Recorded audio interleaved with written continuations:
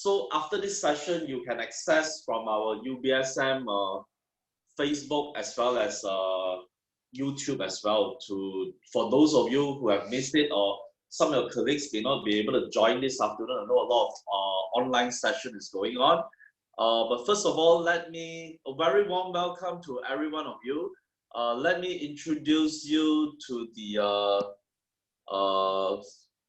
what we call that, our speakers for today. Okay, want to share screen. Just a moment. Photos.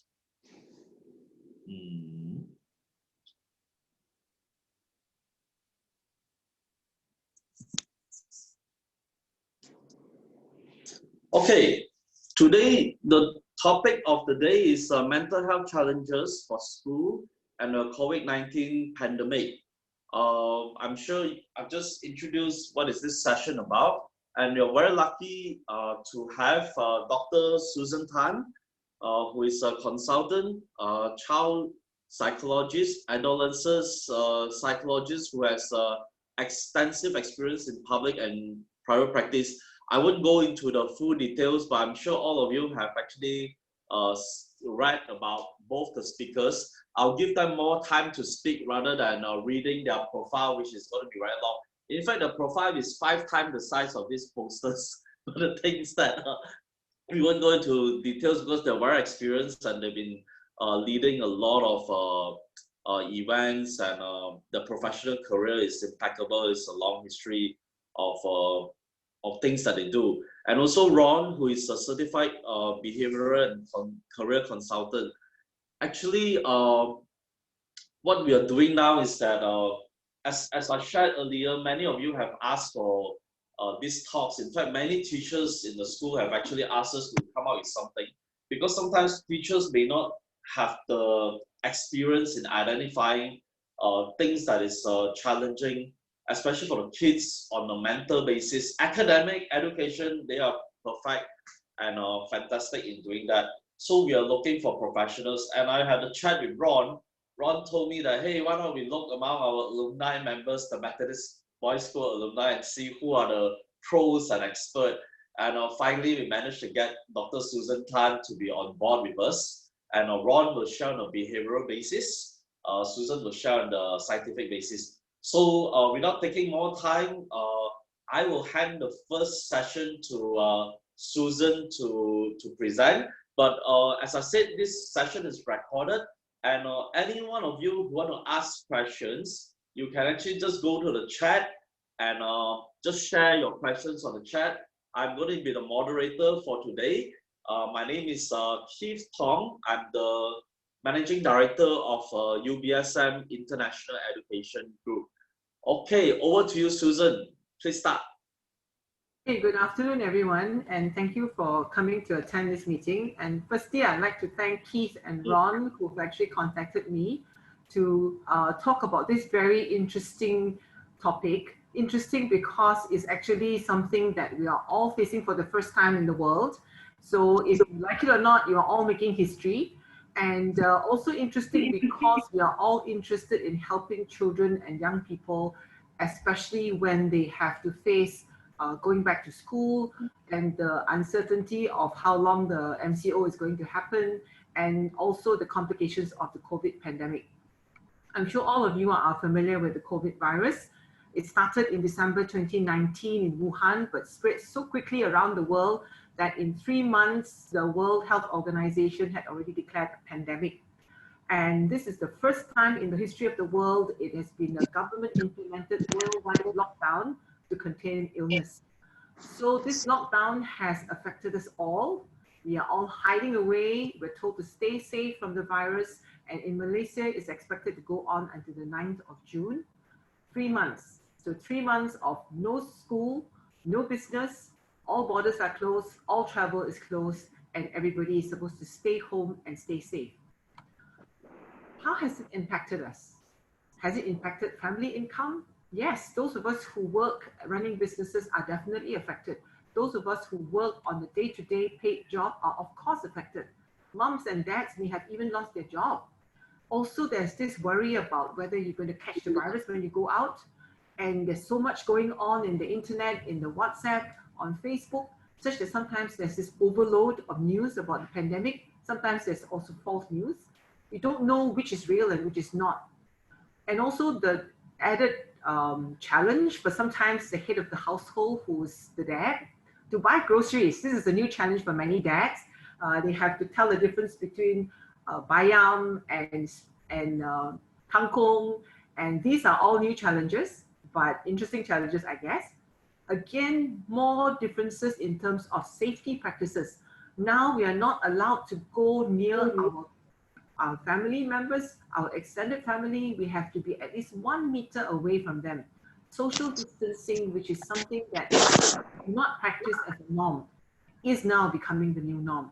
Hand hygiene, we've never had to wash our hands so much before, and now this has become a very important part to make sure that you don't get the virus and don't touch your face. You're not supposed to touch your eyes, rub your eyes. Isolation at home is now the norm. Schools, children are now coping with this paradigm shift.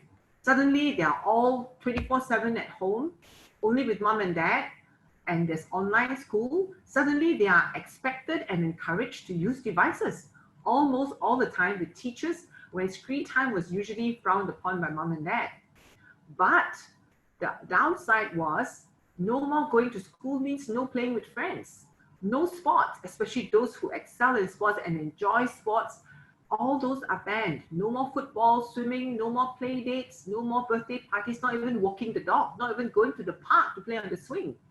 And this state of prolonged isolation from peers and teachers, from extended family and community, how does it affect the mental health of ourselves and of our children? Teachers and educators also have had to fast track how to master online school, fast track how to assess students in a different way. And sometimes, especially for those who are in private schools, maybe the parents can't afford any more private schooling, so they have pulled their children out because they've been retrenched. Or the teachers and educators themselves are worried about getting COVID-19 themselves. Some may have had family members who fell sick. Some who have family overseas, like in Italy, in the US, in the UK, they may also worry about their family members there. And life has become so fragile because anyone can pick up COVID from anybody else. We don't even know if that's an asymptomatic carrier sitting next to us, standing in front of us in the supermarket queue, or standing in front of us next to the kopitiam that we're trying to buy takeaway from. We can become very ill, we can die, even if we are young adults. And what about parents? Parents previously thought working from home was a very privileged position, but now it is no longer a privilege because they have to be their at-home teacher as well as mom or dad, and there's no childcare. So the same office workload has to be completed at the same time at home, and they have to help the children manage online schooling with all the internet complications and all that, plus of course the financial impact. Those who have people who are older in the family, like grandparents or parents or aunties and uncles, are also worried about their elder family members getting COVID. Those who have lost loved ones, and we know there have been people who have died in Malaysia and all over the world, have no time to grieve. They can't even go for the funeral. The body is just buried or cremated without anybody attending. How do we grieve for such losses? There's also loss of control over life. You can't just walk out to the street and go to your kopitiam. You just can't go and buy your teh tarik anymore. You have to have only one person go out once a week to get groceries. And now, when we think of the second phase, where we are now in the controlled MCO, we are now allowed to have a little bit more freedom, i.e. Schools are thinking of reopening again. Parents are still worried. What if their child gets ill? Now we hear new news of children less than 12 possibly being able to get the Kawasaki-like disease that can actually kill them. Even 12-year-olds and below can be actually facing a fatal condition if they pick up COVID.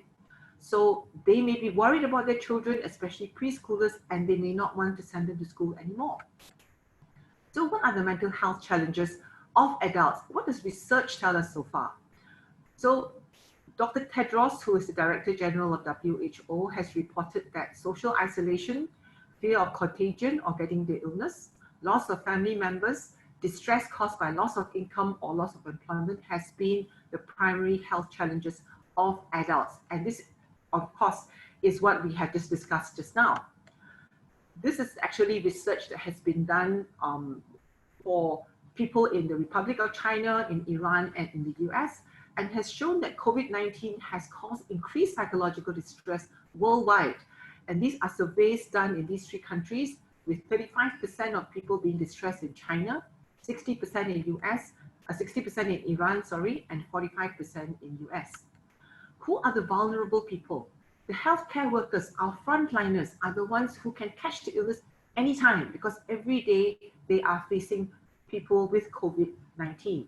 There may be some times when there's a breach in their PPE, or there may not be enough PPE. We know of people all over the world who, when they do not have this personal protective equipment, are at high risk of getting COVID.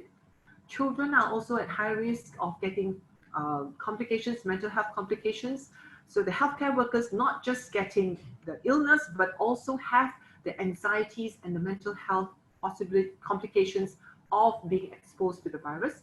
Women, older people are at particular risk of getting mental health problems. In Ethiopia, people with symptoms are about half. And in China, 50% of healthcare workers reported depression and anxiety, and 34% cannot sleep at night. So what are the problems that children have been reported to face? So this WHO survey has found that parents have reported children having difficulties in concentration, irritability, restlessness, and nervousness. And because you are cooped up in the house, especially for households where there's domestic violence and abuse, you are facing your abuser 24/7. Whether it's the dad or the mom, children are at higher risk. So what about parents' problems in Italy and Spain? Parents have reported children having difficulties. 31% of them have felt lonely, 38% of them have been nervous, 39% restless, 39% also irritable, and a lot more is about 60%, I can't see the slide, sorry, of about probably 60% having problems in concentration. What about other research? This is a rapid systematic review done by a group of people in the UK, headed by a person called Lotz, and they wanted to find out from the time of January 1st, 1946 to the 29th of March 2020, how has social isolation or loneliness impacted the mental health of children and adolescents? So they actually are PhD students, they are doctorate students. They took time from their actual own research to do a rapid review of 4,000 articles containing the keywords social isolation, loneliness, and children and adolescents. And they wanted to find out what does the problem of isolation or loneliness have on healthy children and adolescents. So they found 63 articles with regards to healthy children and adolescents. Many of them have been isolated because of previous pandemics such as H1N1, SARS, or the avian flu. And these are international studies. Some have even been done in Malaysia. You can see it comes from the West, USA, Europe, Australia, Russia. It comes from the East, it comes from China, Korea, India, Iran, Israel, as well as Malaysia. So what have they found? They have found that loneliness has been a major problem. There's a clear association between loneliness and mental health problems in children and adolescents, and it predicts mental health problems up to 9 times likelihood of getting depression. If the length of the loneliness is longer, i.e. it could be if the social isolation is longer, it can get worse. And children who have previously been isolated because of previous pandemics are 5 times at risk of having need of mental health input, of having need of mental health intervention. That means they are 5 times higher of risk of getting mental health complications. Children aged 3 to 18 from China have also been found by JIA to have problems with clinginess, irritability, distraction, and worries about asking questions about the pandemic. Another short survey of 1,500 done in the UK by this association, this NGO called CoSpace, COVID Supporting Parents, Adolescents and Children Epidemics, have found 4 to 10 years have more fears and worries than children 11 to 16 years.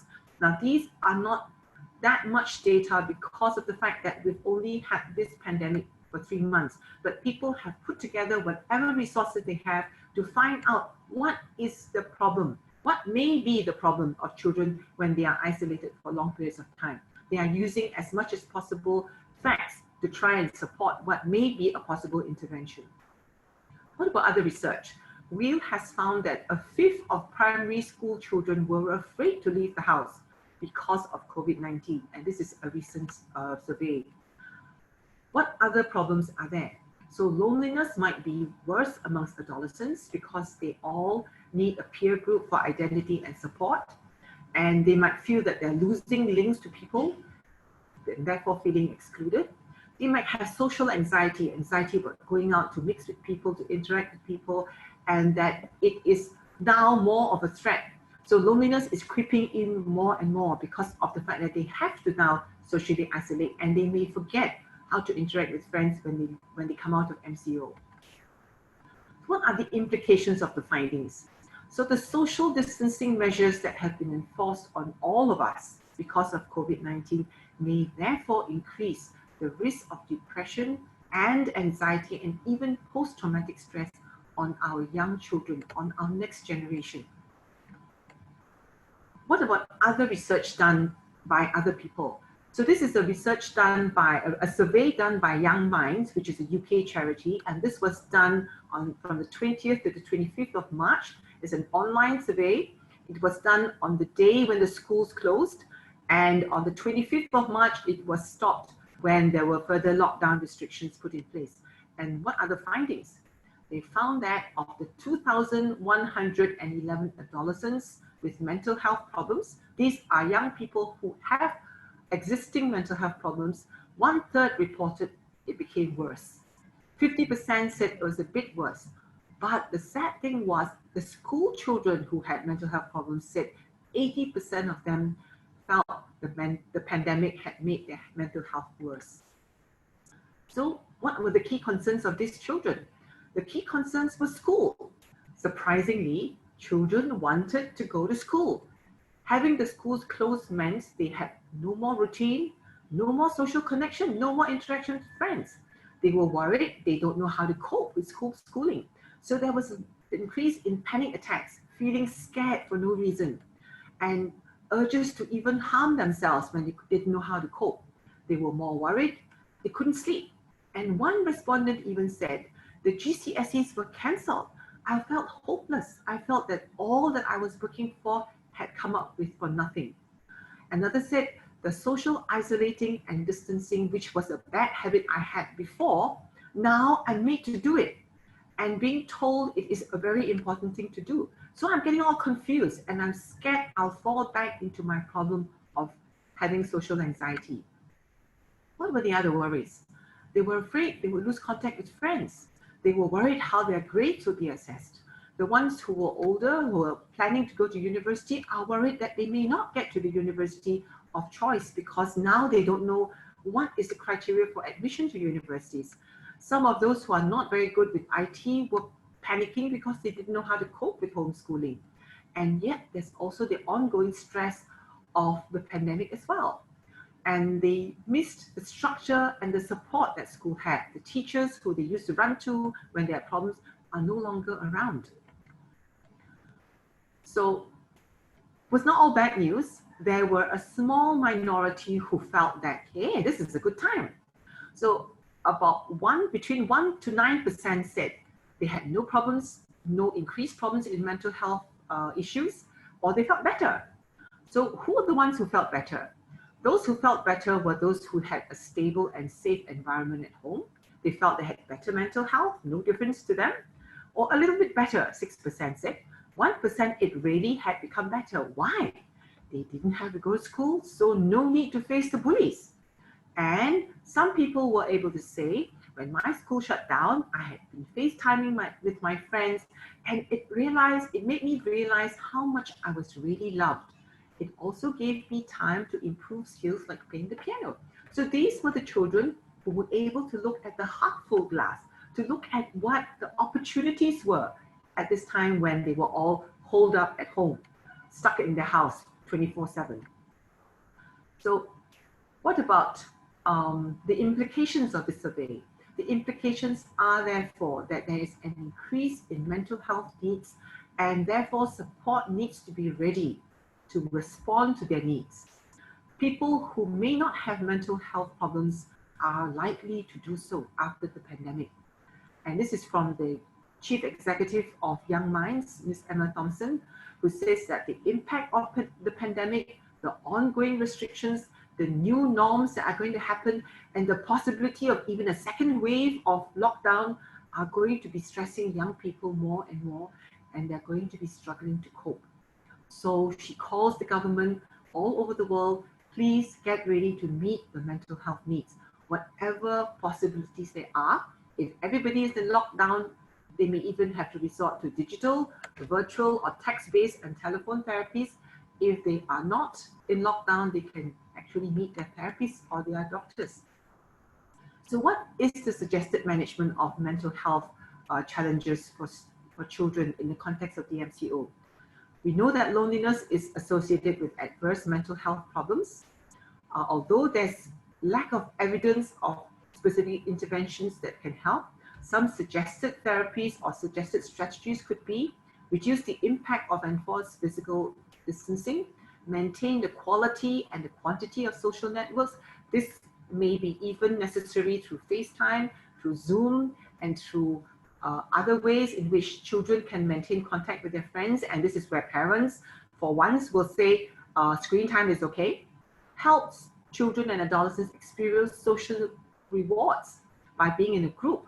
Help them to work together to help make face masks or to help make face shields for the frontliners. These are ways where children will feel that they are important and that they are making a difference, and they will feel part of the community who are doing something good for others. And let them know that there are others who can support them. So help them know who are there still in their village, whom they can turn to when they don't know who else to talk to when that hits them again, for example, if they live in a house where there's abuse. What other suggested management can there be? And these are all possibilities.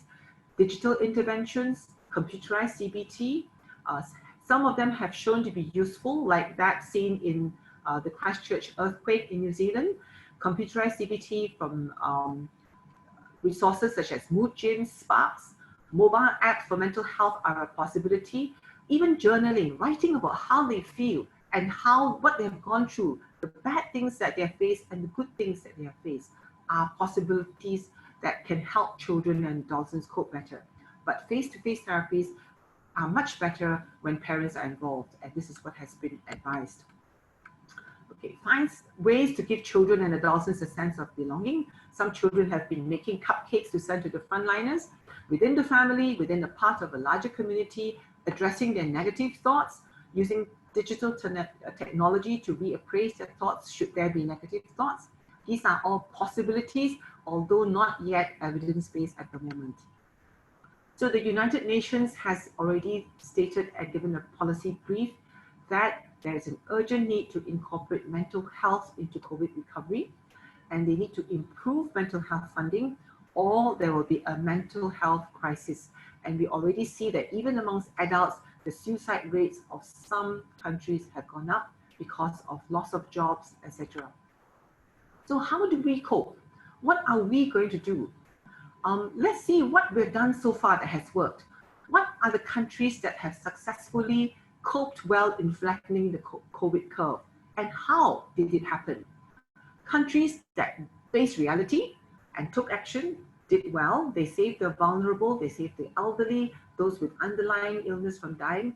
They listened with respect.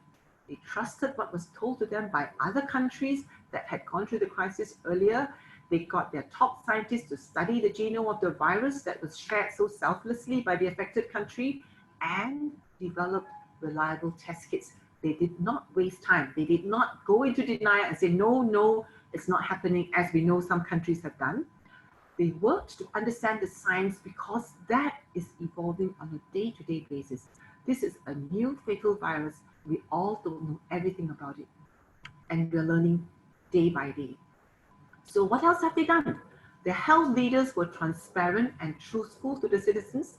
They explained this illness to all, not just only the top-notch people, the people in the government systems, but every single citizen had explanation. Public health was very important, and people could ask questions through Facebook to the health director, the Director General of Health, so they could understand and work together.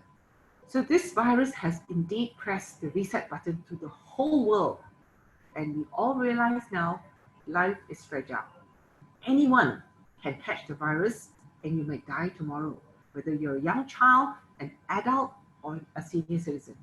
What is most important to us? We've been made to realize and ask ourselves, is it money? Money can't buy you life anymore. Money can't buy you health. Is it academic achievements? Is it whether we have top prize or in whatever awards that we are looking for? Is it money? Is it things? We realize then, and people have discussed this even in parliaments, that the cleaners who clean the streets, the grocery people who actually stock the shelves, the people who work in the hospitals, the nurses, the cleaners in the hospitals are more important than the top CEO billionaire. Why?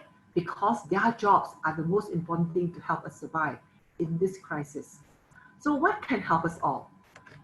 This is where I would like us to see how we have realized Malaysia still bullying.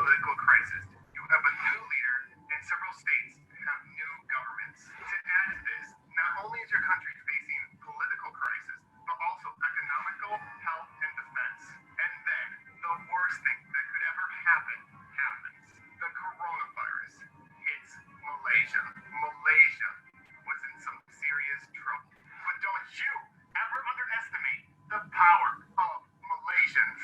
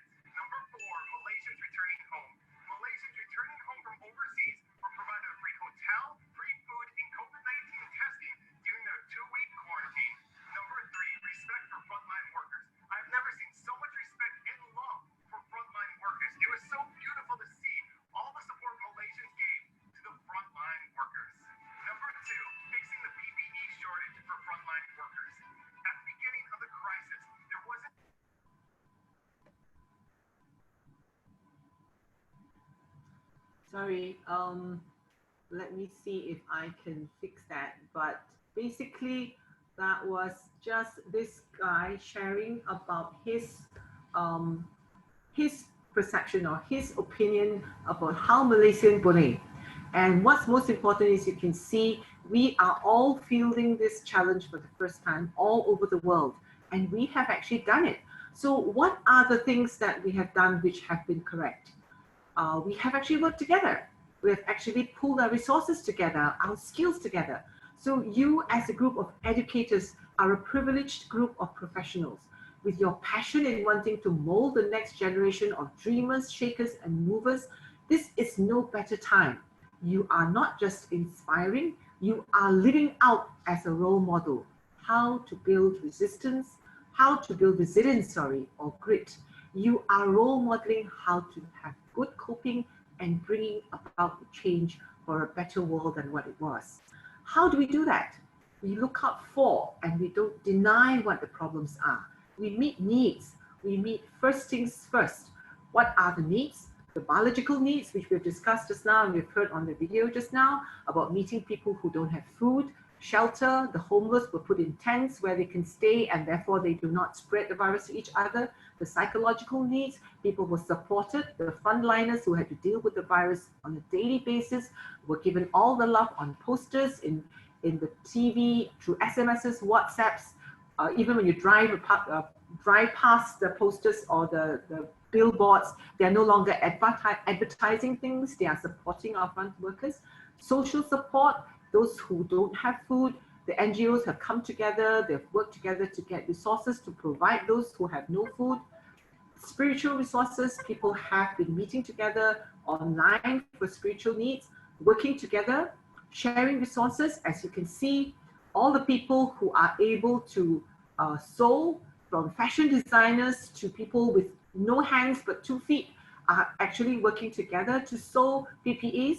Prison inmates are doing that, and they are also NGOs getting materials for the ladies who are cleaning the hospitals because they are not, they do not have adequate PPEs.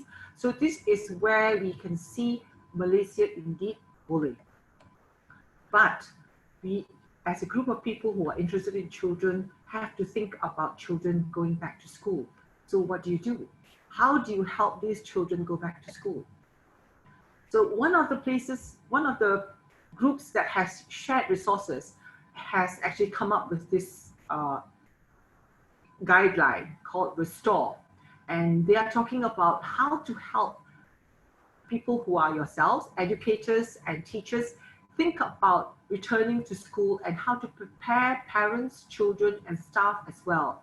This is again a free guide, and it's released by expert in restorative practice that has experience in this to help schools think through how to handle and transition and how to help manage the negative emotions as they plan to reopen schools. All of us as adults and children process our experiences in different ways.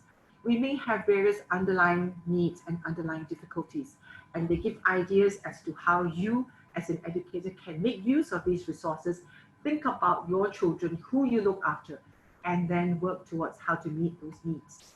So this is the details of the guidelines that they have. I will just show you, sorry, this is the group that has actually been very kind to share this with everybody else. And what do they mean by Restore? Restore is actually a pseudonym for a collection of themes reflecting on the past experiences and how you want to look ahead and make the best out of it.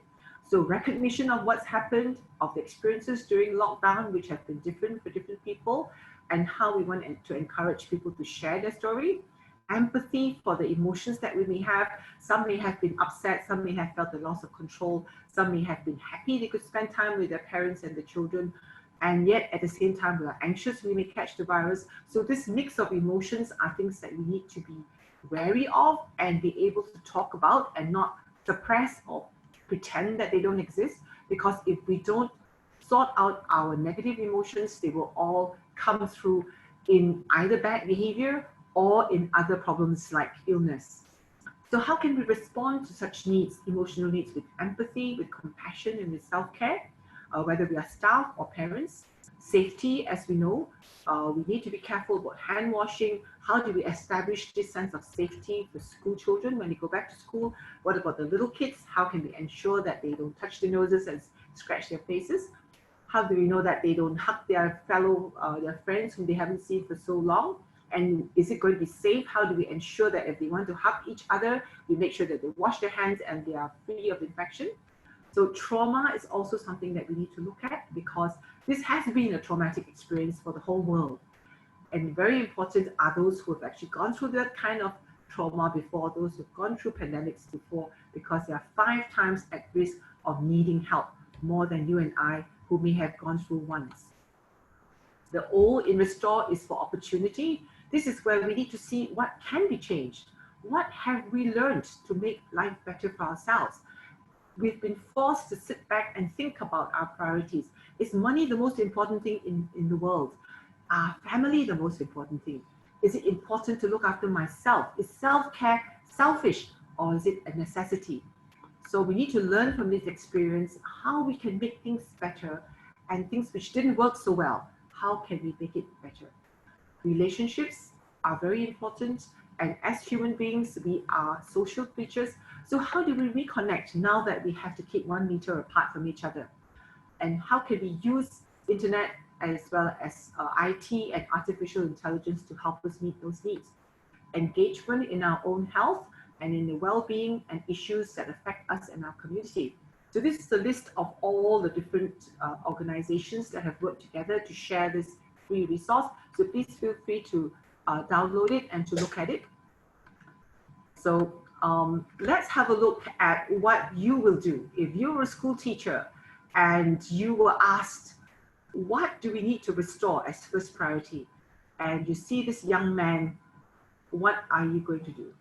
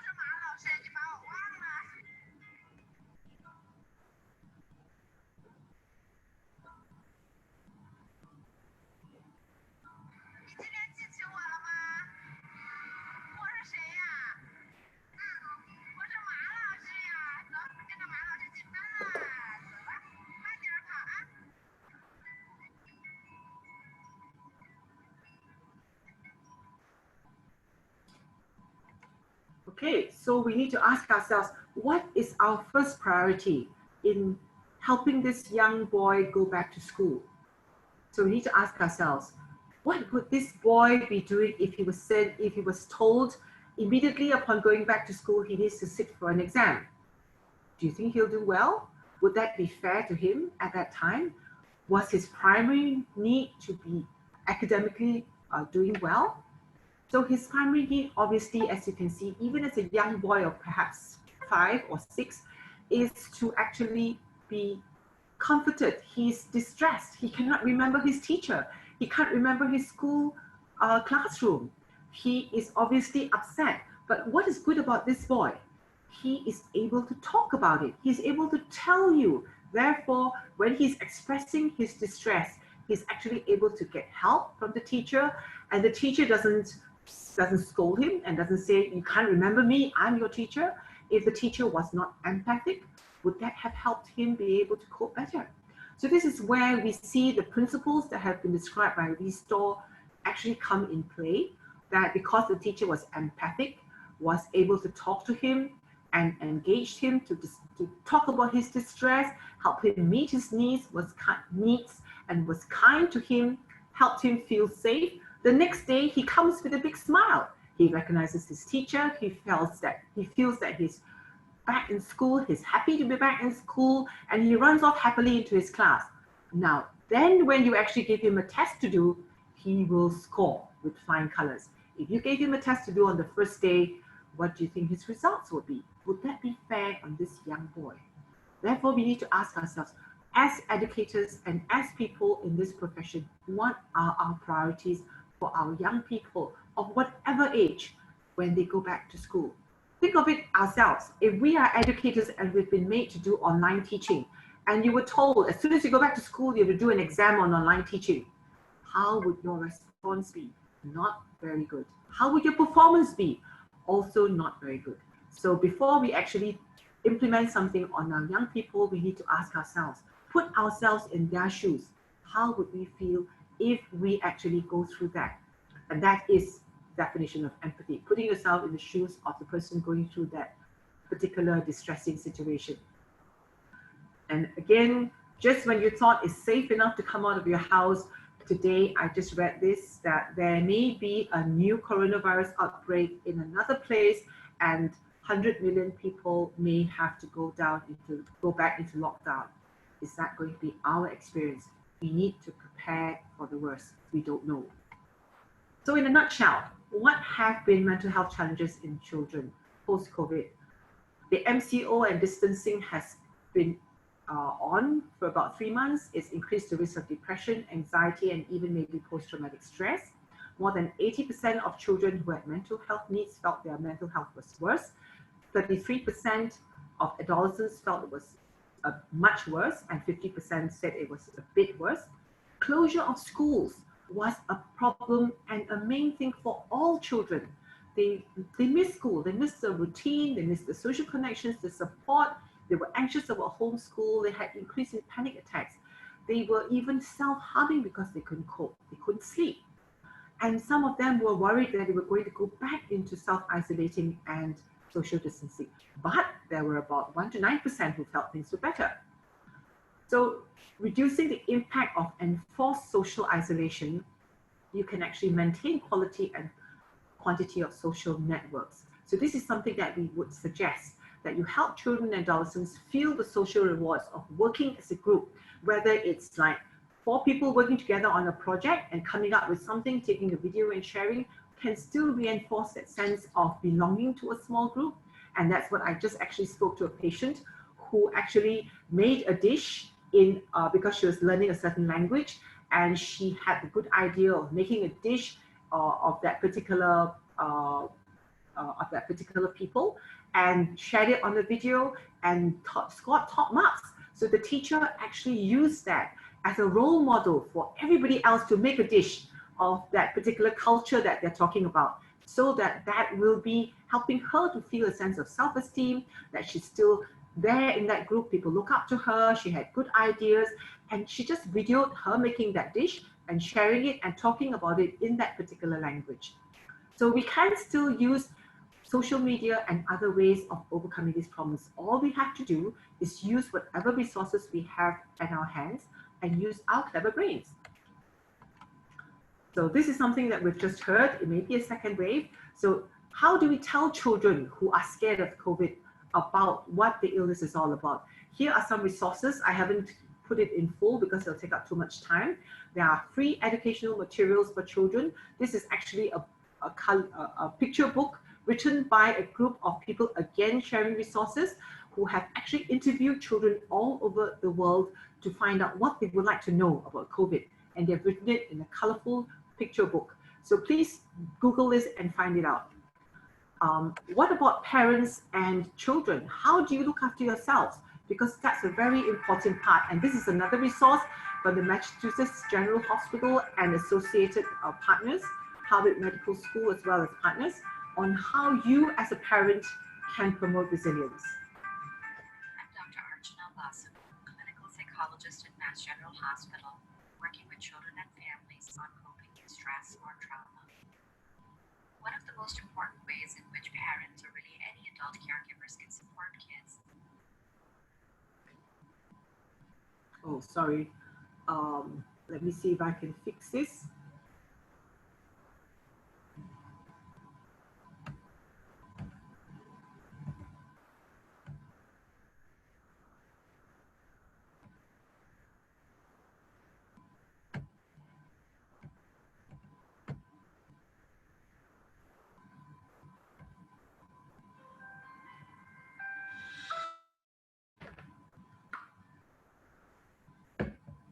Sorry, I think. I'm Dr. Archana Basu, clinical psychologist at Mass General Hospital, working with children and families on coping with stress or trauma. One of the most important ways in which parents or really any adult caregivers can support kids. Okay, I'm sorry, I just got a reminder from Keith that I'm running out of time. So you can actually download this if you actually Google MS or Massachusetts General Hospital and the Harvard Center. And this is actually talking about how parents can promote resilience. First of all, by looking after yourselves. And then after that, you can look after your children better, accepting that you have negative emotions or mixed emotions and coping with it. Okay, so I'm not going to go through this again. We have done this. These are some of the resources that are available. And what is most important is, this is also another resource that you can look for. What we want is prevention. If we can prevent children from suffering unnecessarily, we can pick up what are the needs at the moment with the stresses.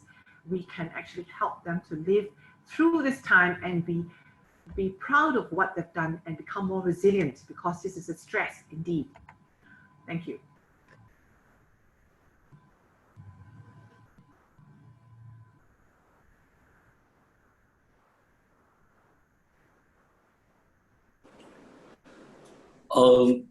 Thank you so much, Dr. Susan Tan. I think it's kind of difficult to share so much information.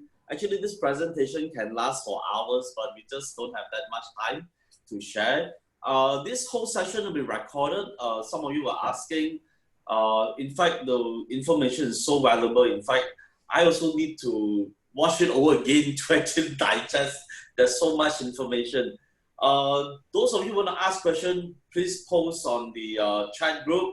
I shall now hand over the session to Ron to share on the behavioral side of things.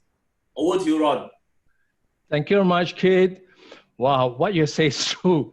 What Dr. Susan Tan have covered is so much. I'm so glad, therefore, I can sort of skip a lot of things. What I would like to share with what Keith have said, I'll be covering very much on the behavior. I would like to also to share is why do we have this mental health issue? It is not something new, it has been around, but just that lately things are getting more and more worse. So I'd like to share by telling you more stories. There's be a lot of stories in my talk. I'd like to start by just creating awareness that, do you know what do we always do every single morning when we get up? Of course, nowadays, again, to the habit, we to the bathroom and we brush our teeth. After that, we bathe to make sure we are clean so that we wear clean clothes to go to work. Question is, since when we have been doing that? Isn't it that we have been doing that since we are born? We are born, our parents ask us to go and brush our teeth in the morning, go and brush our teeth before we go to sleep. We are asked to go and take our bath. My dad loved to take a lot of bath, and I've just followed him doing that, the same thing. Apart from that, we have been taking care of our physical health a lot from head to toe. That's why we've been deprived of cutting our hair the last 2 months. Many have turned into their own hairstylists, but I'm still waiting for the day the Director General give us the green light to allow me to go back to my favorite barber to cut my hair. Some people also like to go to the beauty salon to have a nice facial so that they will look good, buy new clothes. And lately, many more people talking about eating healthy food. So we can see that we take good care of our body. We have education to talk about that, formal education, and in some case, informal education. But we ask ourselves, is there formal education in mental health? I think I've been looking around, there isn't much. Informal, perhaps, probably. That could be also one of the reasons why times have changed and why things are getting much more difficult, much more messier, and more people getting into this mental health. We shall come to that point later. But let me start to share with you the 3 different groups or 3 different generations. I'm starting from the kids, which is currently who are studying. from there, I would like to bring you to their grandparents, which like my mom's generation, who are born right after the war, the World War II, which is known as the baby boomers. You see, every time I send my mom back to her hometown in Kampong Timah, Perak, every time we reach to that bridge, the concrete bridge that crossed over the river, she will play back this rewind tape about her childhood life, where she say that every morning she have to get up. You know, life those days, there's in food right in front of the table. She have to go to the river bank and cross over the river to go to the other side to get free food. And she crossed over not using boat, she using just a piece of plank. She always shared that the fear of her that the plank will overturn and she will be drowned because she do not know how to swim. Even to today, she do not know how to swim. So these are the challenges that those days people face. Not enough food, electricity sometimes comes, sometimes don't come, water, same situation. And how about games? There's no computer games, there's no any kind of games. They have to come out and think creatively, what games can I play? They'll just pick 5 stones and start playing the 5 stones games. They look at birds and think, how am I going to shoot that bird? This kind of simulation into the brain give them some kind of informal education in making the mind stronger. Then comes to my generation, where we are born after independence. We have much more better education than our parents. We go to school, we learn some academics, but at the same time, again, there are not much facilities around. We start to do a lot more outdoor things, play football, do running. I'm a person who enjoy athletics. So every day after school, I will go for athletics training. One thing about that, you see, I study in the center of Chinatown and I stay in Brickfields. And most of the time my class finish about 3 o'clock. Again, young generation may not be aware, especially if we are also not from Kuala Lumpur. From 3 to 4 o'clock in the afternoon, there's no bus because there is a changeover shift. So I have 2 choices. Either go to the bus stop, sit there for the next 1 hour until 4 o'clock before I get a bus to go home, or the second option, to walk from KL, Chinatown, all the way to Brickfields. And I'm staying not the beginning of Brickfields, the end of Brickfields, which is very near the Bangsar. And that's what I did every time I have athletics training. So this kind of activity indirectly create a strong mindsets towards this informal education. It's like an egg. Our parents have no time to educate us. They just throw us in the hot water and that fragile egg turn into a hard-boiled egg. It toughens us. But today, young generations have very loving parents who protects them every single possible way. They will make sure they don't get into sunlight too much. It's not good for them. Then they also will avoid them to get rain. They scared when you have raindrops, they get sick. I've been walking and playing football in the rain. My children also do not like to take umbrella. Every time there's rain, they just run. So that's the reason why it kind of indirectly toughened my 3 kids. By the way, I have 3 kids, that's 19, 23, and 26. All of them have this sort of informal training into strengthening their mind. So this is the difference why today more and more younger generations are having this challenge when it comes to mental stress. They are not being sort of influenced the environment to strengthen their mind. This is just one part of it. We are now into a world which is known as VUCA world, V-U-C-K. Volatile, uncertain, complex, and ambiguous. And this COVID-19 pandemic truly best example to talk about VUCA world. It is so volatile, things change so fast. In America, within just 3 weeks, the number was just few hundred cases to 10,000 or 100,000 cases in just 3 weeks. It just changes so fast. It is so uncertain. We do not know what can happen next. There are so many predictions when this COVID-19 pandemic will end. But I know no one knows when is the correct answer. And because it's so blurred. A simpler way to understand about this situation I always like is my parents are like, through their journey of life, is just walking. They're enjoying the life as they walk, they smell the flowers along the way. Comes to my time, we got a car, but driving at a very slow speed. We can still see what's happening. But today's kids, they're like in a car, right at the foothill, coming down at a fast speed that create their heartbeats beating very, very fast, creating until they are so having this anxious moment. They can't see what's happening around them. It is things are so unclear, they don't know what's next. So that's why the fear, having this fear, emotions, rejections, loneliness is so much there. Coming back to personal hygiene, why do we need to brush our teeth to clear all the dust? Why do we need to take our bath to clear what unnecessary? And also, of course, right now, we need to wash our hands to make sure there's limited virus in our hands. How are we going to get rid all the dirt in our mind?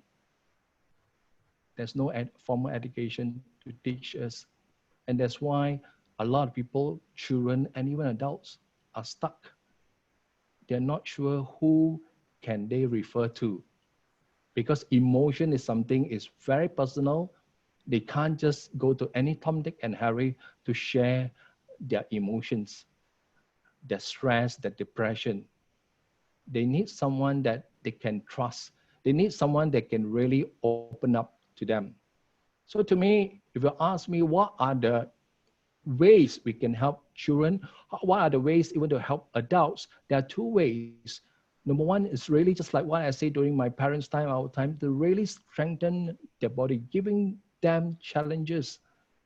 My kids go for taekwondo competition. My eldest son, first competition, within the first few seconds, he was knocked down, unconscious for 1 second. Everyone was so worried. But I was just standing there and smiling. Okay, that's good exercise. It's going to strengthen him. It's true enough, he's now become so much more tougher, mentally and physically. Secondly, on the other part is, as I say, they need to release whatever they have in their mind. They need to talk to someone. But the thing is, they need to talk to someone they can trust. And that is the most difficult thing. As parents, you need to have this very open communication with your children. You can ask my 3 children how open I am to them. And sometimes my kids can even scold me. But when I think about it, if it is true, I accept it, because we need to have very open communication to listen to them. Because the moment one day we block them from speaking, they will shut the door. Then they'll look for someone else. But again, they do not have anyone else. So they will keep all this depression in them, all the negative thoughts, all the confusions thoughts they have, and they don't know what to do. And I believe that's what happened last December to one boy, 19 years old, who decided to take his life. I attended his funeral, and all the parents, the siblings were so sad. He wrote so many things in his diary, but he just did not have anyone to release what he wants to say. This is something very, very real. For as a teacher, it's the same thing. You need to have this kind of open heart to listen to these children. Just like what Dr. Susan Tan just now to show that small boy. I also watched that video before. I really enjoy it. And I really like the way the teacher communicate with that small boy. While the small boy is crying, the calm teacher continued talking to that boy instead of getting angry. We need to communicate with our children. We need to communicate with our students in a compassionate way, to empathize with them. Many of them have issues, but they do not have anyone to talk to. If the day you're able to allow them to come to you and talk to you, a lot of these mental issues will be solved. So this is the challenge, this thing that we can very much open up. So to sum up is that we really need to have these mental health educations formally if possible, and informally really strengthen your kids in a way that, don't protect them too much. You need to have a balance. Throw them out and see how much you just watch at the back. Spend more time with them to understand them. Time is another issue. This is something I will do. Sometimes people ask me, wow, why do you send your kids to school or even to college? I use that time to get to know them. They use that time to communicate with them. My sons study in Chinese College in Star Park. An hour drive during morning. I spend that 1 hour driving him there whenever I'm free, which I do not have training, so that we have a better bonding. This is a method that one of my friends decided to try it out. He told me that his Form 5 son don't talk to him. But after I shared this method to him, he decided to try out. Every single morning he wakes up earlier than usual, send his son to school, have breakfast with the son, and then drop him off. 2 months later, he told me, Ron, my son started talking to me. This is one of the simple ways you can do. Another example using this method that really give a very good testimonial was, I was conducting a leadership program for this corporate company. Usually it's a 12 months, every single month I go there for 1 day training for the management. And well, most of the time to me, when I look at finance people, they are usually a quieter people, which is true. First month, second month, I observe this finance manager don't get very much involved in whatever activity. And when I get people to share their experience, what they have learned, he said nothing. But at the third month, on the very beginning of the class, I asked, is there anyone who would like to share something that I've taught the last 2 months that you have applied and it works? He was the first one who came up and shared. He said, I learned one trick from you, and that is about communicating with my son with just 5 or 10 minutes. Because 2 months ago, I shared with him that sometimes you can just, the time when your kids go to sleep, usually they take 5 minutes to settle down. I said, that will be time. Just go up to his room, have a quick chat with him. Friendly chat, nice chat. He did that. And he told me, Ron, my son who have never talked to me now start talking to me. This is the way for us to communicate with our children. I know that nowadays all of us are busy with our work. We do not have much time, but we can always spend that little 5 to 10 minutes. And if every day you do that, you can see the results. Time and the right communication, the positive communication, you can help your children, whether you're a parent or you're an educator, really open up. And this is why if you look at my social media, especially Facebook, I have close to 4,000 friends. Half of them are school-going kids. Why I didn't add them? They are the one who add to me. And every now and then, they send personal message to me to share about the challenges that they face. And I always give them some suggestion what they can do. So this is something that as parents and also as educators, you can do that. And in this COVID pandemic, many of them, like what Dr. Susan Tan have shared, it is true. They are very uncertain what's going to happen. My youngest son is right now in A-levels. In fact, this morning, he just shared with me that he's having an exam on the 17th June. Just after he's going to go back, like what Susan says, they're having this fear, what's going to happen? Because this is one of those exams will determine his future. Despite, for me, I know he's one of the better students, but to him, despite that, he's still having uncertainty on this situation, whether can he cope. this is something that we all need to talk to them. And that's the reason why today my son came to me to talk to me about that he's having an exam on the 17th of June, which is not just about a month to go. But I just told him, just go in, relax, and I give him some tricks, tips how to relax his mind in order for him to go back to college to sit for the exam without much fear or much disturbance. So I do not want to cover too much in today's because Susan already covered very, very much a lot. But in a nutshell, I'll just say that mental health, why we're having this a lot of issues is because we do not have a formal education, and therefore many parents, many educators are not very well versed on how really to handle this sort of situations. Now we only need to, is not that difficult, is having an open heart to listen to all these kids, to live, even to listen to adults, all the challenges they have, with a very open mind and a positive mind to help them. Because a negative mind will not help them at all. And this pandemic is really making a lot of people with a lot of mental issues because it's very fearful when this will end. It's very fearful is what will happen, will I get it? Everything is so uncertain. With that, back to you, Kit. Okay, thank you very much, Ron, for the interesting sharing. I think there's a lot of communication to be done at home, and then a lot of things to fix actually. I mean, it's really wonderful. Sometimes physical symptoms you can actually see, but things that is happening in the mind sometimes difficult to see. We actually have a question for Dr. Susan Tan.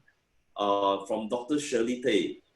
Good evening, Dr. Susan. We'd like to know if there's any practical or early detection strategies to identify students from 13 to 19 years old facing mental health problems.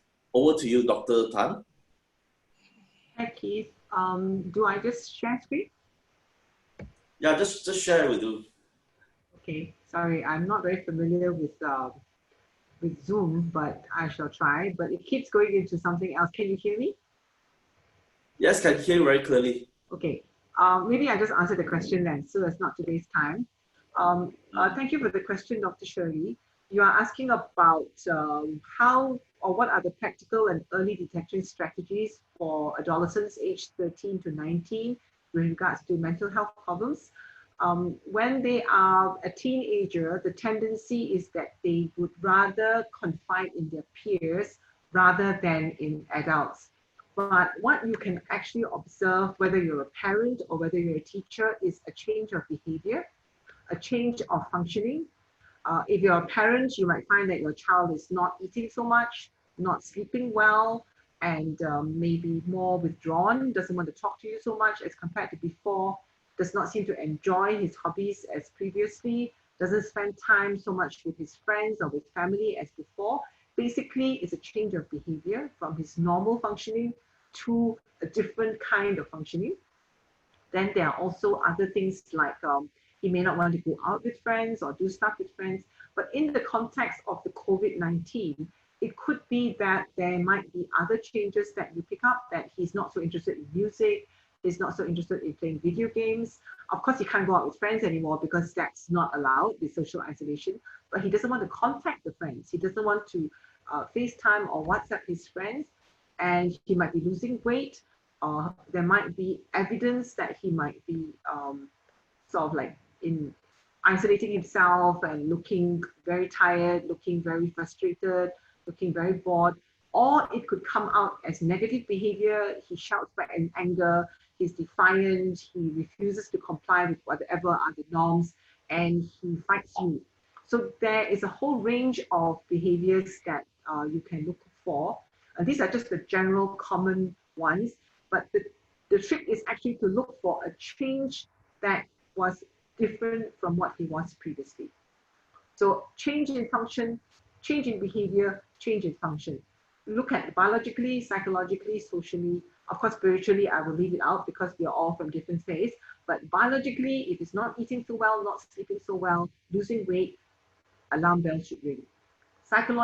Psychologically, if he's more grouchy, he's got a bad temper all the time, he's irritable, he's fighting, he's defiant, he's hostile, he's angry, he's having meltdowns, that's another alarm bell.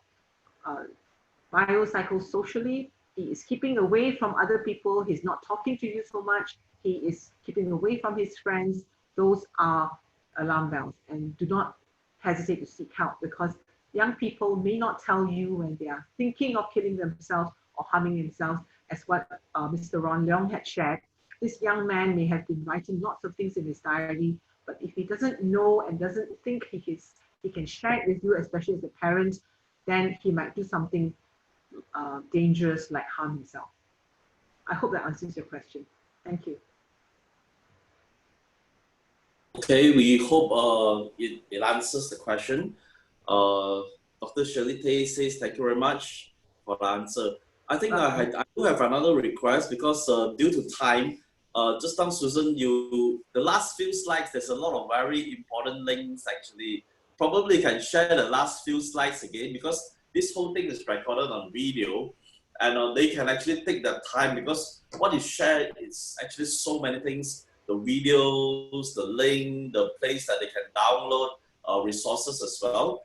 If you could share your screen again on the last 3 or 4 slides, we should have a lot of references and websites and links that they can go to. Maybe you just keep like 5 seconds per slide, so that it's recorded on video and people can log on and study more. Much as we'd like to have a few hours for you, but time doesn't really permit. If you could share the slides, it would be great. Okay, I'm going to try. As I said, I'm not very good at this, but where do I click? Ron, sorry, Keith or Ron, can you please help me?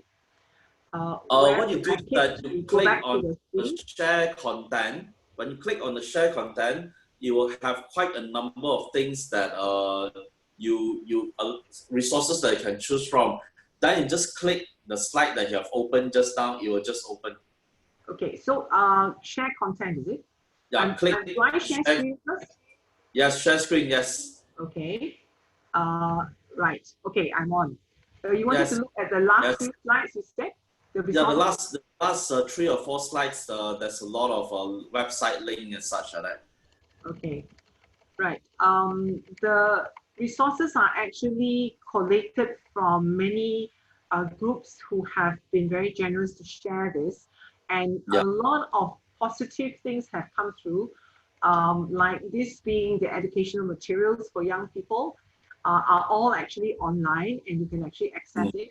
I don't think we want to go through the slide, the video about promoting resilience. Should I go into that or not?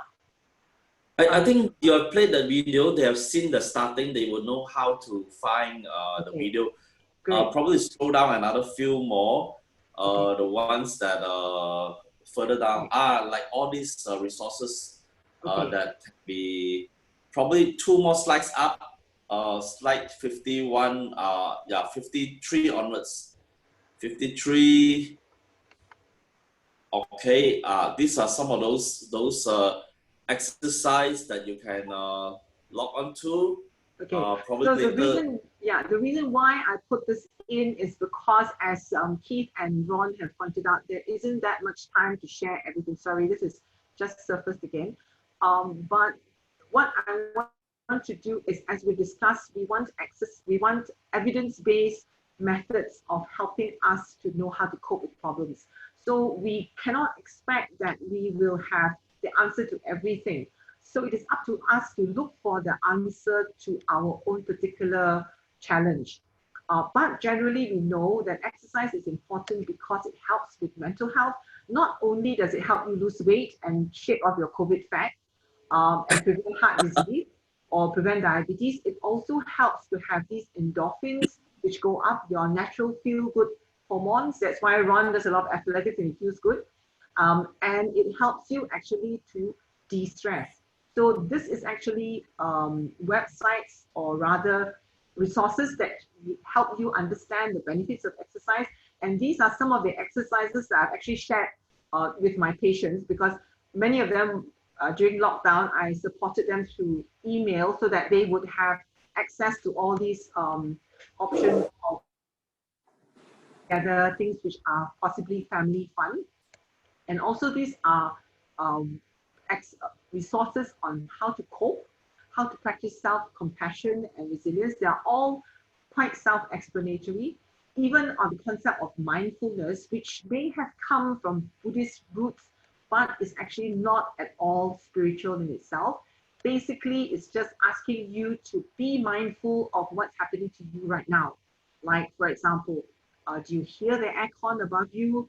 Do you feel the cold air blowing at you?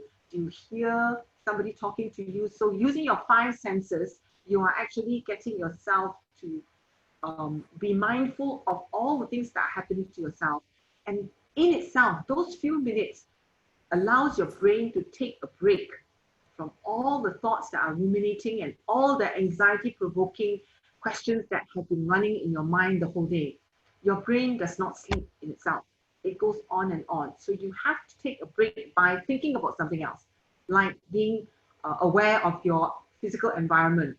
What's the aircon like? Is it hot? Is it cold? A breeze blowing at my face? What do I smell? So all your 5 senses, that is the gist of what mindfulness is about. And even children can actually practice mindfulness, not at all a religious practice. And mindfulness for healthcare providers is very important. This is also promoted by the Massachusetts General Hospital and Harvard Group. So other tips on coping, practicing self-compassion, promoting resilience, which is part of what you saw just now, how to stay mentally strong. Again, mindfulness here. And all these are actually managing anxiety in children and adolescents. The first A is actually a webinar in itself. This is done by people who are both in Malaysia as well as in the UK. They've come together, pulled their resources together and done a pretty good webinar on how to help children manage anxiety, and all of it is self-explanatory. And this is, again, another resource. This is for those of us who are parents. This is a book in itself. It's called Good Enough Parent by Dr. Andrew Wake, who's a child psychiatrist from Australia. But he has actually put on free online videos. If you actually Google this website, you can access his free online videos, which are actually a summary of all the chapters in his book. Why is this so important? Why do you want to look at parenting? His first video and his third video are really important because it helps you understand what Ron was talking about, which is establishing that attachment. What he's talking about, spending time with you and your son or you and your daughter, spending time together, doing good things together, is building back that attachment that may have been lost because you were both busy with school, with work, and not spending time with each other. So understanding about attachment and what it means to have that child feel safe. So that little boy that we were talking about and that we looked at, he is obviously not feeling safe. And that state, he is not going to be capable of doing any academic work because his brain is too filled with the fight and flight response. Either you flee, and if this was a boy who couldn't talk, he may have run out of school and gone to his parents waiting at the car or the gate. But this is a boy who could talk, therefore he could express himself. Like what Ron said, express his emotions, talk about what is troubling him, and therefore he got the problem sorted out. So this is a book that is pretty important, chapter 1 and chapter 3. Chapter 3 helps you understand how we as human beings function, how our brain functions, that if we are stressed out and severely anxious, our cognitive lobe, our very clever brain that does all the thinking, processing, and the superior function as a human being freezes. The part of the mammalian brain also freezes. The part that thinks about family, thinking about looking out for each other, both of these freeze, and it's only the fight and flight reptilian brain that functions. Therefore, you see road rage, people who have done terrible things like shot people on the road because of road rage. And there was apparently reported in newspapers a lawyer who actually shot someone because of road rage. So this is a highly trained intelligent person. Why did he do such a silly thing? And he himself is a lawyer. Because at that time when he was severely angry, he did not realize it and he did not get himself to calm down. And therefore, he did not think straight, so to speak, or he lost his mind in that sense, and therefore was not able to sort out the problem and solve the challenge at that time. So this is a pretty good resource. I would suggest it's a free online video. Please access it and it will help you understand even yourself better. Again, my take is prevention is always better than cure. You do not want any child to live life struggling and suffering. So children should not be without childhood. Even being knocked down at taekwondo, that is fine. That is allowing your child to build resilience by learning how to get up and prepare better and want to prepare better for the next taekwondo tournament because he wants to do it, not because his dad wants him to do it. So that is helping children build back that ability to manage themselves. And Andrew Wake talks about this in his book called Rupture and Repair. So what Ron allowed his son to do was experience this rupture, which is failure. He got knocked down, he got knocked out for a few seconds. And by allowing his son to figure out how to overcome that problem, his son is learning how to repair, mentally prepare himself, psychologically prepare himself, physically prepare himself by training better for the next competition, and therefore, in doing that, build up his self-esteem and feel, yay, I can do it.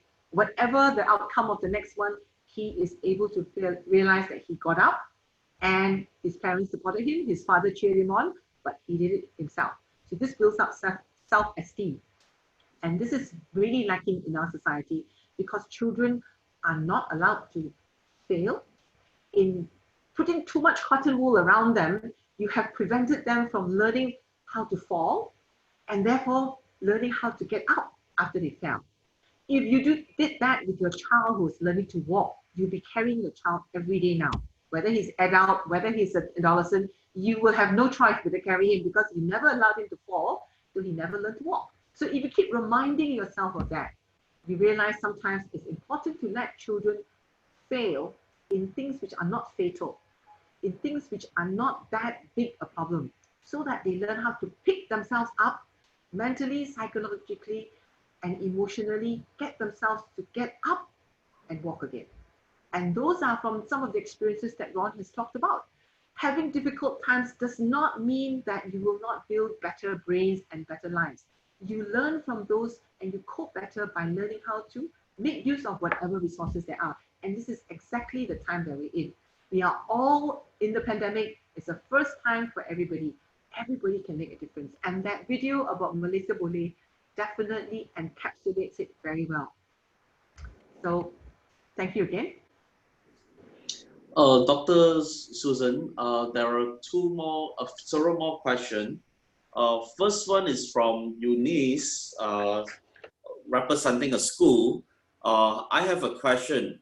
What can we do if we have identified such symptoms in our students, or where can we direct our students to?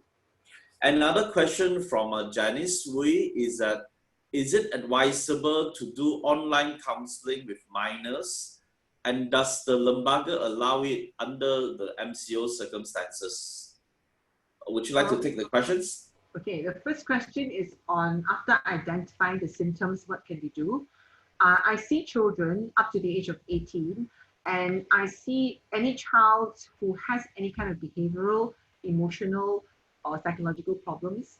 I actually help them not just with medication, but I also do cognitive behavioral therapy. I also do counseling. I also do supportive psychotherapy and behavior modification, because I believe at the end of the day, you want to teach the children how to cope better rather than just treat everybody with pills. What I believe in is to work together with parents and the child and the teacher and see how to overcome the problems so that they build resilience, they build that self-esteem, and they get back on track to where they want to go. So my job that I tell the patients who see me is, my job is to help you bloom. Tell me what is standing in the way of you achieving your dream. So I usually show them this. This is a plastic cup, as you can see. It's a plastic gold-colored cup, but it represents their dreams. It represents what they really want to do when they grow up. Some of them may not know. So I tell them, whatever dreams may be, even if you don't know it, my job is to help you find them and move towards achieving them and get whatever is in the way out of the way. So to me, that's very important. So if you have identified symptoms of children with any problems, you can send them, you can refer them to me, you can refer them to a psychologist, you can refer them to a school counselor. Certain schools, certain international schools have school counselors, and work together with school counselors, with teachers, with parents, with psychologists, with occupational therapists, with speech therapists. We work together. It doesn't matter where they come from. As far as I'm concerned, the best place is the place that's nearest the patient's home, so they can go for whatever sessions are necessary. I see patients with a whole range of disorders, from autism, anorexia nervosa, attention deficit hyperactivity, depression, anxiety, social anxiety, obsessive compulsive disorder, depressive disorder, psychosis, schizophrenia. So I'm a trained doctor as well. So it helps because I can prescribe medication, and I also do the psychological intervention as well. As far as I'm concerned, we want to work together to help the child move on. So the other question that you asked, sorry, I can't remember the second question. I didn't have time to, oh yes, if I'm not mistaken, you were asking about online services, i.e. teleconferencing or telecounseling. Am I right? Is that the question? If that's the question, teleconferencing and telecounseling is not ideal because of the fact that at the end of the day, you see a screen, you don't really see the person. And I'm sure we are all aware of the verbal communication and the non-verbal communication. So especially when children are struggling with problems, we don't want to miss out on all these problems. And generally for teleconferencing, when I was in Australia and I was training there were occasions when teleconferencing was done for children who were in faraway places like Alice Springs, and the consultant or the specialist was in a major town or a major city, but they had a trained medical doctor on the other side with the child, so that that trained medical doctor can actually do what we call a mental state assessment. And that is actually looking for the non-verbal communication, and that doctor will feed back to the consultant so that the assessment is complete. So that part is missing. And as we all know, when you're on a computer screen, it's very different than when you're face-to-face with the person. So the ideal scenario is still face-to-face therapy. Second best is consult of some sort. But like what Ron is doing, he's supporting young people through messages through Facebook. That is also using IT to help support children. It's better than nothing, but it's not ideal. Face-to-face therapy is still... Dr. Tan, if you could unshare your screen, we can see you better, because your if you unshare your screen, then we can actually see you better, because your picture is very small. Now it's much better. Oh, you see me? I see you actually. Yeah. Okay. Okay, perfect. Please continue. Yeah. Yeah. So face-to-face therapy is still much better than online. And as I had pointed out, even that Rapid review has gone through all these other apps and all these other online facilities like Mood Gym, Sparks, and all that were used for the children who went through the disaster in New Zealand. That showed some improvement, but they don't have robust data and robust research to show that it really works very well. But because of the lockdown, because of social distancing, if there's no other option, it's better than nothing. But I totally agree with Ron. The most important thing is to be able to talk to somebody who, one, you know, two, you trust, and three, who you know cares for you. In other words, somebody in that village of yours, somebody who may not be mom, who may not be dad because you're having problems with mom or problems with dad. Maybe it's an auntie. Maybe it's somebody from your religious group. Maybe it's a makcik there, or maybe it's a pastor. Maybe it's a person in your cell group, somebody who that particular individual can talk to, who can understand. And that would actually help much better than actually just keeping it to yourself. I hope I answered your question. Yeah, Dr. Tan, the friend who is asking the question about, but now in this current situation, we can't actually meet the people face to face. So the things that is under a constraint where under MCO, they can't actually meet face to face. So would online counseling would be the only choice at the present moment since they can't meet face to face? And what can we do about it? All right. Really, I don't think it's a problem now, especially with the CMCO. With the conditional MCO, my patients have come back to seeing me. In fact, I saw another new patient today because that patient was seeing somebody else who picked up something else. So if you actually call up and make an appointment, you don't need to even worry now about roadblocks because they're no longer in existence. But even if you had a roadblock during the MCO, I still had patients coming to see me because we can issue a letter or some kind of evidence that the person, the patient and the parent have an appointment in the hospital, and you can still see the doctors in the hospital. So it's not really a problem, but I think many parents fear going out. The hospital is not this is not a COVID hospital in the sense that we do not house or treat patients who have COVID illness in this hospital.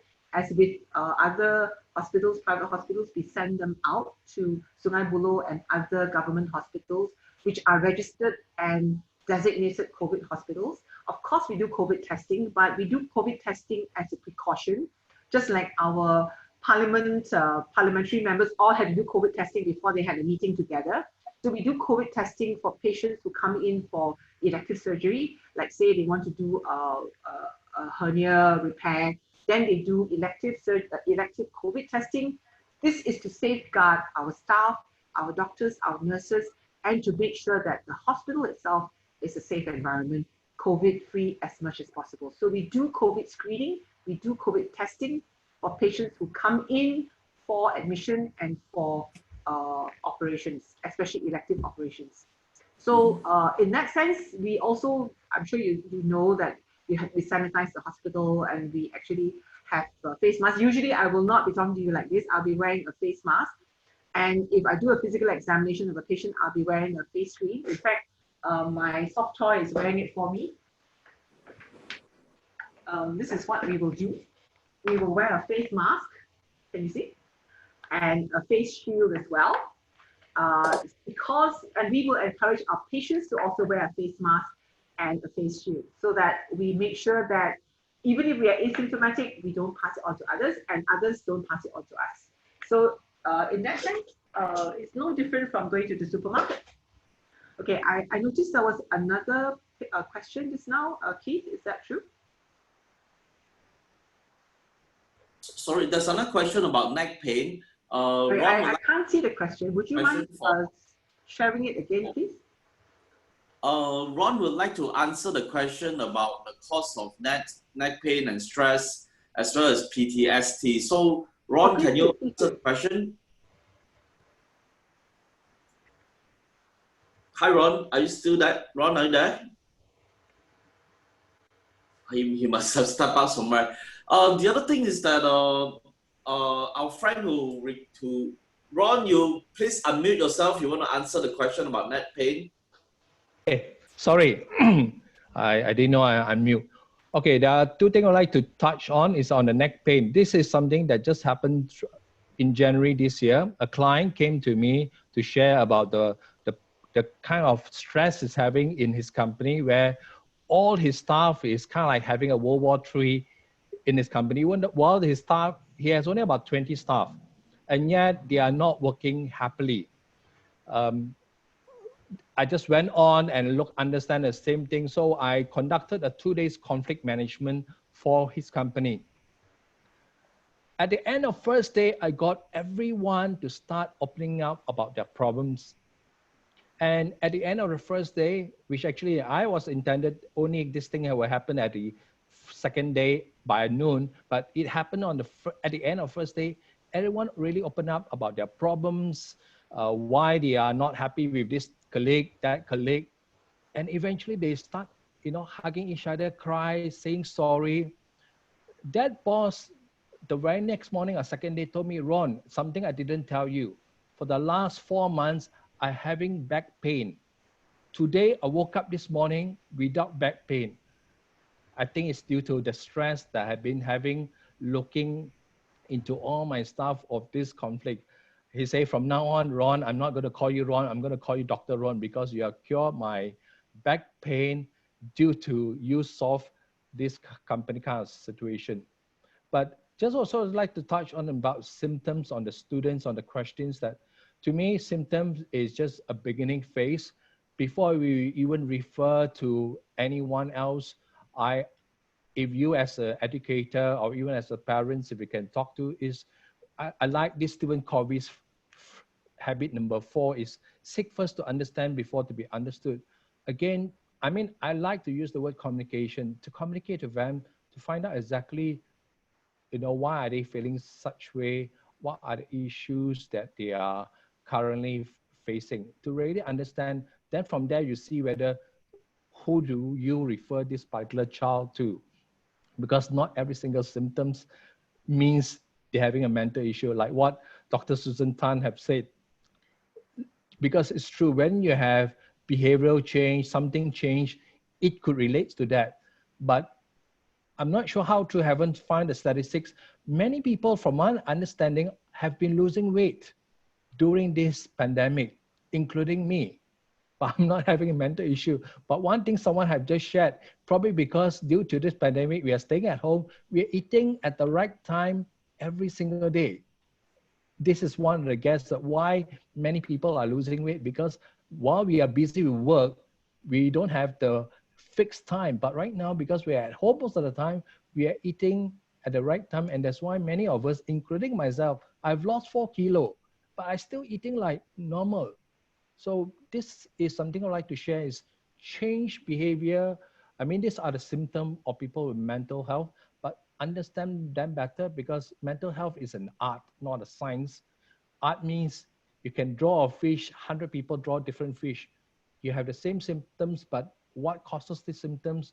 There are many possibilities. And to coming back to this man who asked this question about neck pain, Dr. Tan maybe can add on, but to me, yes, when you have certain sort of pain, one of the possibility is due to stress. Perhaps, I'm not very sure what is PTSD. Maybe Dr. Tan can add on to this. Hi. Can I listen to the question again, please? Because I didn't quite see it on the screen. Okay. I will share the question with you. Thank you. This question from Man, he was asking, can neck pain be one of the causes of stress and PTSD? Okay, so well, as Ron shared, neck pain can have many causes. You might be also having it because of physical causes. For example, you had an accident or something hit you on the neck. So you want to make sure that you don't have any physical problems that you need to treat. So that's one. So again, we look at biopsychosocial, social, spiritual. So the biological problems, if it is severe, if it is excruciating pain, do not just ignore it. See a doctor and see whether there's anything physically wrong, because you do not want to miss something that is easily treatable. You don't just want to go for painkillers, you want to solve the problem and sort it out biologically. Psychologically, as Ron pointed out, stress can actually be what we call psychosomatic. That means if you're not able to talk about your stress, it can come out as if it is a form of pain, especially in younger children. And I'm sure you remember many years ago, there was a Maggie Me advertisement where the boy says, I have tummy ache, I cannot go to school, I cannot go to school. And once grandma brings up the Maggie Me, the pain is gone. So the boy may not have been able to tell grandma, I don't want to go to school because I'm scared of the bully. I don't want to go to school because I'm scared of the teacher. So it is to him very painful, but to him, he can only express it as pain in the tummy.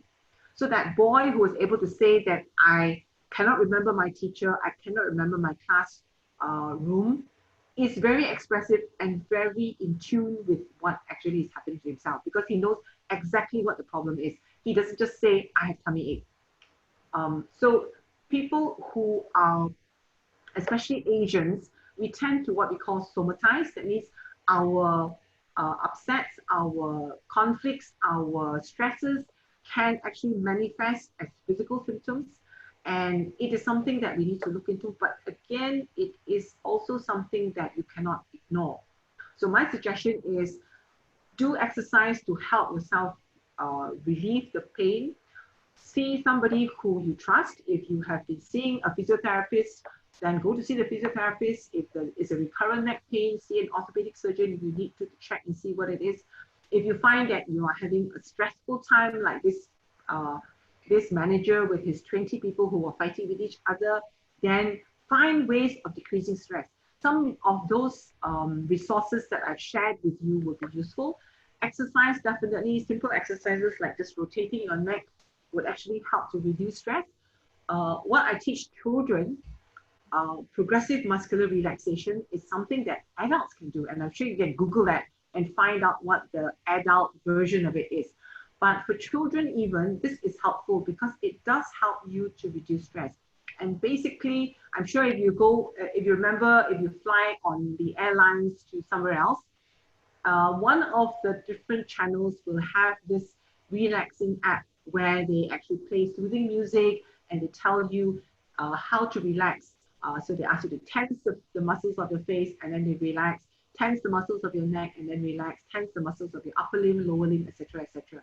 So that is actually what we call progressive muscular relaxation. So my suggestion is help yourself to de-stress first. Do some exercise, starting off from whatever fitness level you are at. Do exercise which will help you with your whole body, which is progressive muscular relaxation. Do other kinds of exercise that you enjoy, like now that you can go to the park, you can walk, you can jog, you can cycle. Or if you don't want to do anything else, just walk. And then after that, look into how you are feeling. Most of the time when this pain comes, what are you thinking of? What are the thoughts that come together with this distress and these feelings of discomfort? Does it come with anxiety provoking thoughts as well? Because if there are anxiety provoking thoughts, then it could be well due to the stress you're having because of whatever anxieties they are. And then you need to go into anxiety reducing strategies to help yourself reduce your anxiety. And I think those resources have deep breathing is one of them, exercise is one of them, imagery, mindfulness is also another one of them, and all these are available in the resources. So my suggestion is look into the biological aspects of it. What may be a treatable physical condition that you need to sort out? What are the psychological problems that you're going through, and how are you able to help yourself to de-stress? What are the social situations you're going through? If you are at home with an abusive spouse, is that the stress that is causing your physical symptoms to be actually there all the time? So these are some of the things that you can help yourself to understand, and perhaps you can speak to a good friend, somebody who understands you, who cares for you, a friend, a sibling, a person who you're close to, and that person might be able to pick up other things that you may not be able to pick up because that person cares for you. And then you see whether you need to see a mental health specialist or not. So when we talk about mental health, we're talking about how you keep yourself functioning mentally. It's not just a matter of whether you're ill or you're not ill, because it's all a continuum. Everybody can be and should be anxious because God made us so. If you're not anxious when the tiger comes to attack you, you won't run and you can't save yourself. If you are actually not having this stress reaction, you are not going to be able to survive. So we are made to be able to have anxiety as a survival strategy. But if that anxiety is on all the time and there's no threat, then something's wrong. It's like when you have a car alarm. I'm sure all of you drive cars, and the car alarm is clanging all the time, and nothing's happening to your car, that will be what you are. If you are so stressed out all the time when there is no actual threat. So my suggestion is get yourself to de-stress first, and then talk to the people who care for you, who know you, and then go step by step to solve the problem. I hope that answers your question. The other part about post-traumatic stress disorder, PTSD stands for actually post-traumatic stress disorder. Now, this is a condition for people who have gone through a severely acute stress. Like, for example, if you are in a terrible bus accident, and all the people in the bus died except you, or you're in a terrible earthquake, or like even when Mount Kinabalu had that terrible landslide. So if you're in a very stressful situation and other people were injured or died and you are the only survivor, you might have bad nightmares about the incident. You might feel as if, oh no, something's happening to you, and that it's as if it's just happening again. That particular stress is happening again. Or you might have problems with, if you were involved in a bad bus crash, you might not want to go up a bus again because that reminds you of that bad memory. So if these are things that are causing you to have difficulty in managing your day-to-day, and you seem to be always anxious for no reason, it's like hypervigilance, and if somebody taps you on the shoulder, you jump. So that means to say you may have what we call post-traumatic stress disorder. And that itself is a whole big area that you need to see somebody to help you with.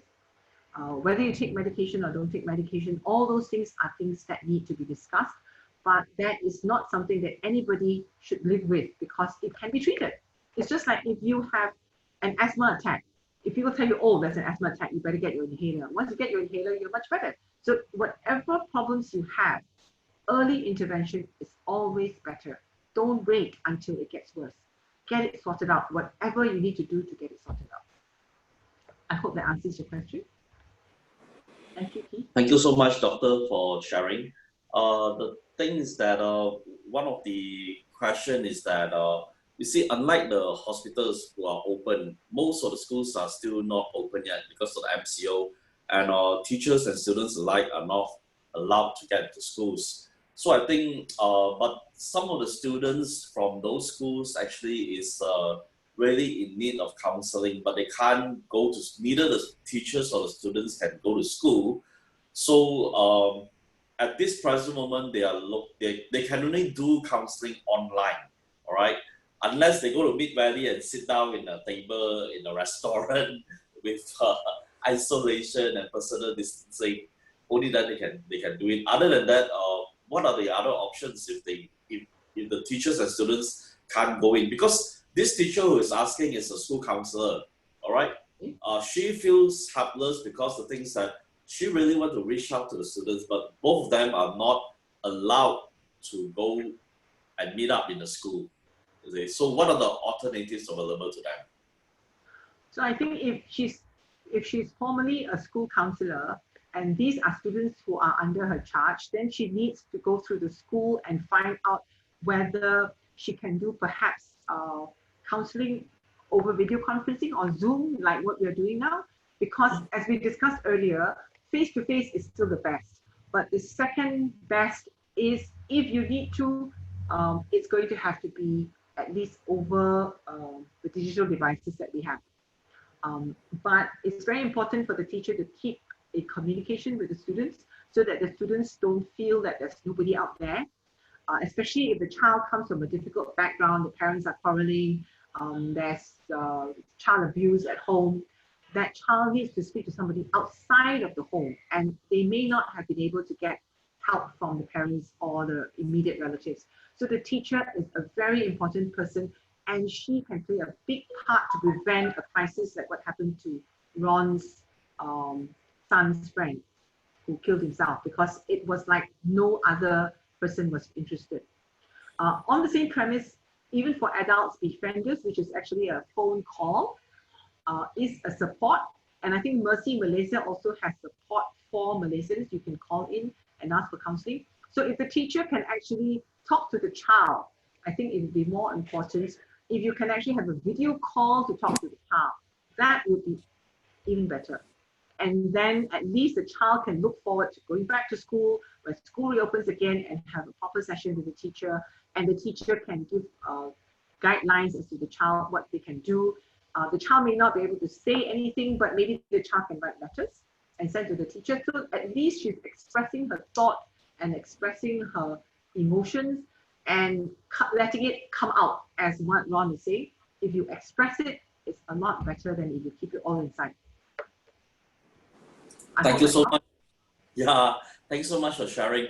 A little announcement is that I'm sure many of you have more questions to ask. If you would like to, you can actually visit Dr. Tan, Dr. Susan Tan in Park City Medical Center, where her professional clinic is there. And if you want to look for Ron as well, you can look for him via Profile Success. Actually, I've already shared the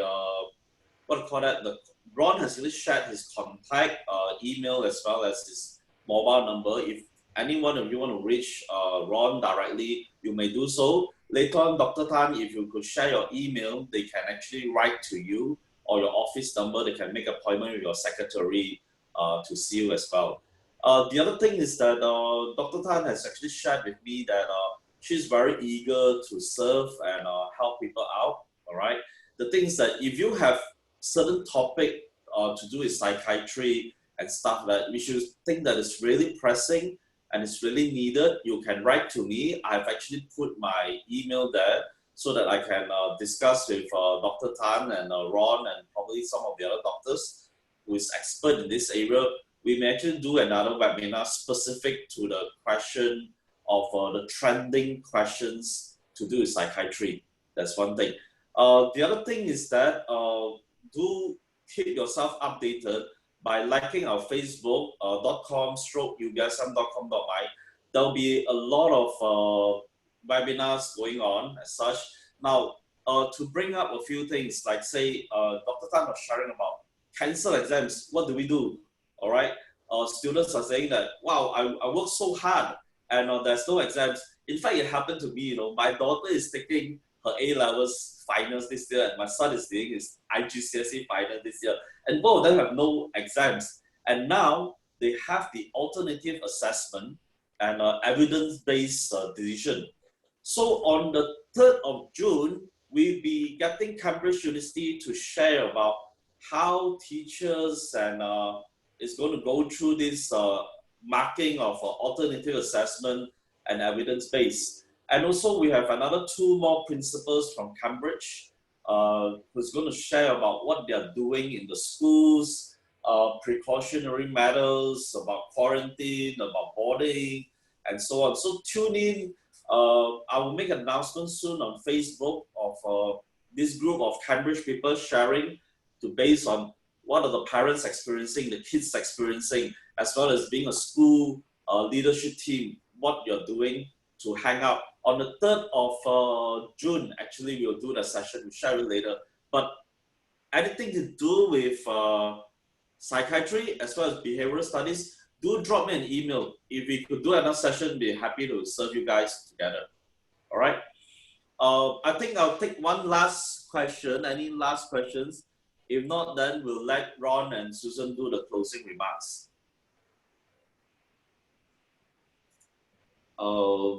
Okay, they thank us for the session. Welcome. Probably by tomorrow, this recording will be put up on our Facebook and our YouTube channels as well. I'm sure there's a lot for you to digest. So over to you, Susan, for your closing remark. Well, thank you, Keith and Ron, for giving me this opportunity. I think it's an exciting time. At the same time, it's a scary time for all of us. And as what I had shared before, I think we in Malaysia are doing a pretty good job. And I think the reason behind that is because we've put aside our differences and we're working together. And in the same light, for teachers and educators, I think that is the way forward. If we pick up the needs, we look for literature, we look for evidence as to what the needs are, and tackle it and sort it out, we will get there. Because we understand human needs and we can understand it much better than understanding the COVID-19 virus. So what's important is we must not be in denial, like certain countries that were in denial and went to play golf and said that there's no COVID, we are fine, we're managing everything fine. Sadly, the richest country in the world is not doing well because its leaders were in denial. So we cannot be in denial when all the evidence shows mental health needs are going to be one of the big areas that we need to address when children and adolescents come back to school. It may not be to go back to school, it may be just that the lockdown may just continue, we don't know yet. These are uncertain times. Adults also are in distress. So look after yourselves, people. Look after yourselves because you are the carers of somebody else. You need to give oxygen to yourself when the oxygen level is low in the airplane before you can give that to any other child. Because if you faint, the other child or the dependent is not going to survive. I'll just leave my my phone number here. Can you see? Or is it too small? Not very clear. Probably, okay, can't actually see. Okay. Probably. Maybe just read out the phone number. Sorry, but I'm not available on email for consultation because of it's not the optimum help for patients. So therefore, it's something that we have to be very careful about. But you can call me at this number, 6279 3110. This is the office number. This is the number of the clinic where I work in Park City Medical Center. I also work in Thompson Hospital, and you can Google that to get me. But this is the Park City number. If you call up the clinic, my staff will pick up the call and they will take down the relevant details. Should you need to make an appointment, etc., they can help out with that. I'm sorry, I'm not really available on email consult at the moment. I actually do email support for my patients, but this is an exclusive group because I know them from before, I know their problems, and I send specific things to specific groups to help meet their needs. But email consultation, as with teleconferencing, is also not ideal because we can't best help our patients that way. But thank you everyone for this opportunity, and special thanks to Keith and Leong and Ron Leong for setting this up, because this is in fact my first webinar. I've never done webinars before, although I've presented in international conferences and presented our research findings. But Ron and Keith have got me to move out of my comfort zone, and because I feel very strongly that we should not neglect our young people. They are anyway our next generation, so we need to help prepare them and help them prepare themselves to make this world a better place. So thank you very much. Yeah, I repeat, your phone number is 03-6279 3110. I've actually shared it on the group chat. Oh, thank you. 3110 or 3111, yeah. Or 3111, okay. Yeah. Ron, over to you. Okay, thank you very much, Keith, and also thank you very much to Susan Tan. Well, again, I do not have much to say except to end it off that it's important to have open communication as educators, especially with your kids. Students coming back to the school very likely only after 3 months. There's a lot of things definitely has happened in them at home. Therefore, it is much more important to be aware what are the changes in them. Start communicating with them if you find perhaps some of them needed any sort of an open mind to listen to them. And as for parents, again, continue to be your protectors to your children to handle their mental issues that they may have. So with that, once again, thank you very much to Keith for organizing this, and thank you, Susan, for willing to join us for these exciting talks. What we should have had the last 2 hours. Thank you. Thank you, Susan. Ron. One of the biggest takeaway I feel is that, of course, mental strength is the main thing. Actually, with mental strength, you can do a lot of stuff. You can do well in exams, you can do well in sports, and a lot of things. But another good takeaway that I feel is really cool is like having this time to teach kids to be resilient, to have the grit to try over and over again. You see, the Swedish shared that, hey, our kids nowadays, are the curling generation. So people ask, what is the curling generation? When you watch Olympics, do you see people play the curling where they actually like using a broomstick and sweep, the thing keep on spinning and such? So what curling generation means that we parents actually all our lives, we've been clearing all kinds of obstacles for our children.